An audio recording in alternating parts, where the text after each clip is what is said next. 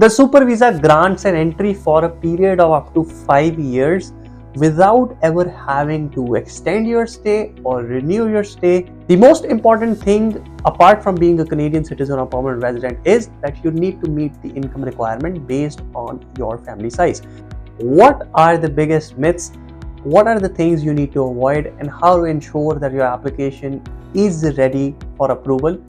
The parent grandparent super visa program is one of those programs which is highly sought after by a lot of permanent residents and Canadian citizens who are not able to get parent sponsorship done for their parents. The super visa grants an entry for a period of up to 5 years without ever having to extend your stay or renew your stay, and it is a very viable alternative to parental sponsorship, which has big waiting list and very hard to get draws. There are certain myths and misconceptions associated with the super visa application, which we are going to debunk in this video, and we are going to make it super clear for you to make your super visa application such that you have the highest possible chances of approval and have your parents be with you as soon as possible. Welcome back to the channel, guys. My name is Dhruv. I'm a regulated Canadian immigration consultant. At our firm Effizient, we assist all prospective immigrants with their immigration to Canada. If you are an aspirant, you need assistance, and you have questions, here is our contact information. Feel free to contact us and we would be happy to help you. If you would like to talk about your case with me or any other RCIC in our firm, you can always book a meeting. The link to book a meeting is in the description of this video. And guys, if you have not already, please subscribe to the channel and hit that bell icon so you are notified about any new video that we upload. This will help you stay updated about the latest and greatest information in Canadian immigration. Now, coming to the super visa application, what are the biggest myths? What are the things you need to avoid, and how to ensure that your application is ready for approval? Let's go into that, but before we get deep into that, let's quickly answer the comment of the week. This comment comes on our election update video, and it's a generic question about our services, and the question is, do you help with PGWP application services? Absolutely, we do, both for a new first time PGWP applicant and also for PGWP extension, be it for passport expiry or you think you were not given the full length of PGWP that you deserved. Due to some error in the application or error by IRCC, we are able to help you. We do have some amazing limited time offers going on PGWP applications. So if you are interested, get in touch with us and we would be happy to assist you. Coming back to super visa, guys. For a super visa, you need to understand, first of all, if you are a permanent resident or Canadian citizen and you want your parents to be here, you have the option of applying for super visa. The most important thing, apart from being a Canadian citizen or permanent resident, is that you need to meet the income requirement based on your family size. Now, we have had videos in the past where we've talked about what your income should be based on your family size, and I'm not going to go into the detail on that, but assume that you meet the income requirement, you meet the citizenship or permanent residence requirement, and now you're all set to apply for the super visa. As you go into this process, what are the common misconceptions that most people have that we really need to avoid? The number one misconception is that if you have a Canadian born child, you don't need to include that child in the family size for income calculation. That is incorrect. All your family members, be them Canadians or non-Canadians, have to be included. That includes you, your spouse, your children, and your parents who you're inviting.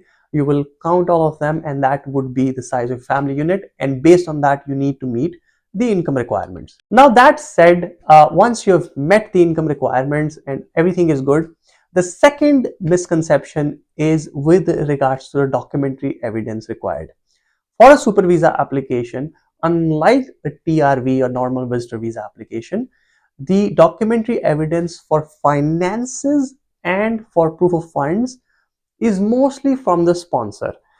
As for a visitor visa, you need to prove that the applicant who is coming from outside, if your parents were to apply for visitor visa, they would have to provide proof of their income, proof of their funds, maybe property evaluations, any investments they have, to prove that they are financially well established. However, in Super Visa, when you are providing proof of funds, your parents don't really need to provide anything. They don't need to provide their bank statement, they don't need to provide their income tax statements, they don't need to provide proof of income, they don't need to provide any CA asset statement. You as a sponsor, you can provide a letter of financial support for them, proof of your income, be it your payslips and your prior year notice of assessment, as a proof of income and proof of funds to be able to support your parent. Now, a lot of folks will say that, oh, we really want to provide all the proof of funds. Well, you may, but it's really not necessary, and you are just doing unnecessary work. We have done numerous Super Visa files. IRCC cares about the sponsor meeting the income requirement and sponsor's income. As the applicant, they don't need to provide much proof of funds, and that is what makes Super Visa a lot more lucrative, because now you don't have the onus for the applicant. Your grandparents, your parents don't need to prove a lot of funds, a lot of money that they have in order to apply for a Super Visa. The third misconception is purchasing of the insurance. So guys, you need to purchase the insurance at the time of the application. You cannot apply without the purchase of the insurance. So make sure the insurance is purchased and you apply with the proof of purchased insurance. Fourth big confusion is, folks usually have this question, shall we do the medical first or after? Guys, for a Super Visa, medical is mandatory. You do it upfront, you will save some processing time. If you do choose to not do it upfront, that's fine. IRCC is going to send you a request to do the medical, and at that point you will have to complete the immigration medical exam before the visa decision is out. These are all the four main things that are bottlenecks, or that are the points of confusion for Super Visa application. For a Super Visa application, in summary, if you are a Canadian citizen permanent resident, if you meet the income requirement and you can prove it with prior year's notice of assessment or your T4 slips, if you have the health insurance for your parents already purchased, if you have done the medical, and you can provide some of your documentation, for example, your pay slips, be it your bank statements, a letter of financial support for your parents, and your notice of assessment, this is enough for proof of funds. Your parents don't have to provide anything for proof of funds. All they need to provide is their medical, their passports, and essentially an invitation letter that you give them to apply. This makes a Super Visa application much easier than a visitor visa application, because there is not as much onus to prove that the applicant is going to return from the applicant side. And also, the approval rate for Super Visa is much higher than a normal visitor visa. So if you are in a position where you are planning or trying to understand whether you should apply for Super Visa or visitor visa, my recommendation is that if you are eligible, highly consider Super Visa, given the chances of its approval, the approval rates, and the slight relative ease of application. That's it for this video, guys. This was all about Super Visa. Again, if you need assistance with Super Visa, you can get in touch with us. We can assist you with the Super Visa application. Guys, if you like this video, please hit the like button, subscribe to the channel, and hit that bell icon so you are notified about any new video that we upload.